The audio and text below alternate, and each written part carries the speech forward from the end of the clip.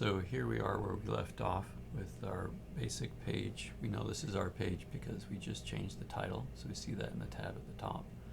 And on this one I've only changed the color of some type. I haven't changed anything else. If we look at our files that we're using, we have our index file that we copied and changed into our named page, and we just changed the title tag. And we added a link to our new custom style sheet. So I made a new style sheet with my name in it, babcock-styles.css. So this all works because things are in the right folders. We have our CSS folder that's referencing where this is. So make sure you have all those parts set up, the HTML file, style sheet, and a folder with everything. Let me hide this and hide Chrome and make sure we look at our folder. So here's my template folder, and here's the original index file. Here's my copy that I'm working with, and the CSS folder with my new style sheet in it. Okay, this means that we're ready to start really creating our custom style sheet, and one of the first things we're going to do is change the typeface. So if we go to Google, one thing that I guess I could point out first, web safe fonts. So when you look at the idea of web safe fonts, that means that this short list would be on every computer, and it's not bad. There's a mix of serif and sans serif. These are pretty default typefaces though. Verdana and Georgia were made specifically for looking good online. Some things I would never use. I would never use brush script. Courier would be very strange. Like it says here, it's good for monospace, but it's just like an old typewriter thing. Arial and Helvetica are the same thing, but Helvetica is the nicer version. Arial is an imitation of Helvetica. And of course, everyone's least favorite default, Times New Roman. So ideally, you're making a more specific choice about what typeface you want, and there are a lot of possibilities if you use Google Fonts. So let's look there. And Google Fonts lets us use thousands, or at least 1,094 different typefaces as opposed to those original ones. I didn't even count. Was it 9? Who knows? 10. Yeah, this is much better. 100 times better.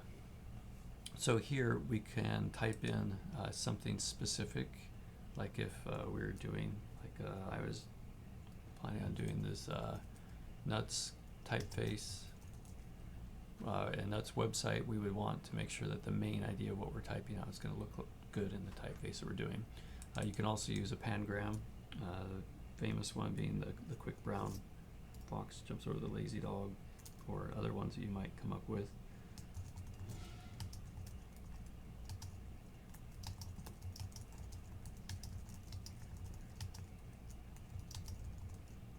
So pangram meaning it uses every letter in the alphabet. So if you do that, then you can check out all the letters to make sure that they give you what you want. You can also narrow down the search by categories. So if you know that you want a serif or sans serif typeface only,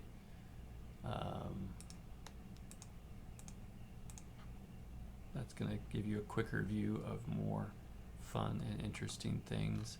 So here I have 337, or the opposite. So lots of fun that way. If you know the specific name of the typeface, you can type that in.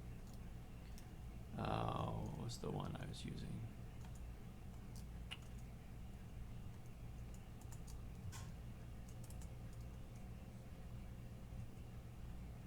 I don't remember. I was just using one today.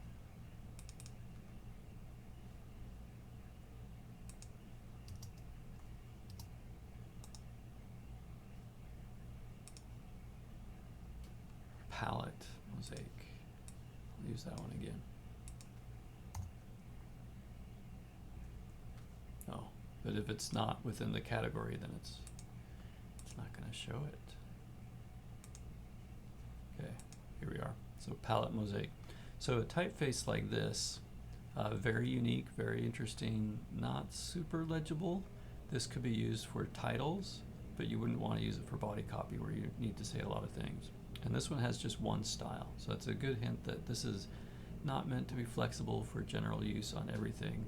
Your use is going to be more limited. But I'm going to go ahead and pick this one because it looks fun and it looks like nuts or whatever.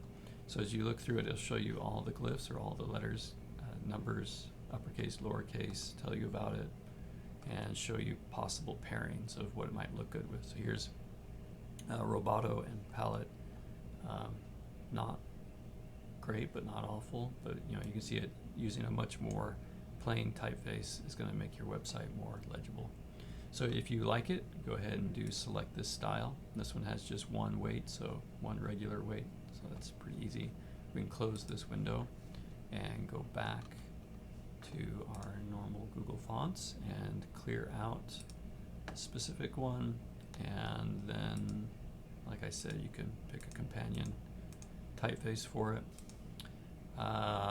When I looked at this last time, I don't like to waste time looking for a new thing. There was the Rocket typeface I found that looked pretty good. It's hard to find the same thing twice on a different machine because screen size changes everything.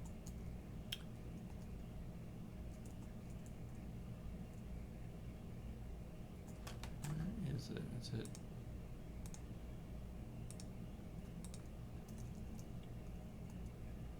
There it is, Rocket. So Rocket is one that's interesting because it's a variable typeface, meaning it has lots of weights. Let me go back one. So a good typeface that's going to let you do lots of things you want is going to have more styles. Like here you see Roboto has 12 different styles. So if we click on Roboto, we can see it has a thin weight, italics, you know, all the way up to, you know, super thick black 900 weight italics. So very flexible. It's best to design within something that's going to give you the most options.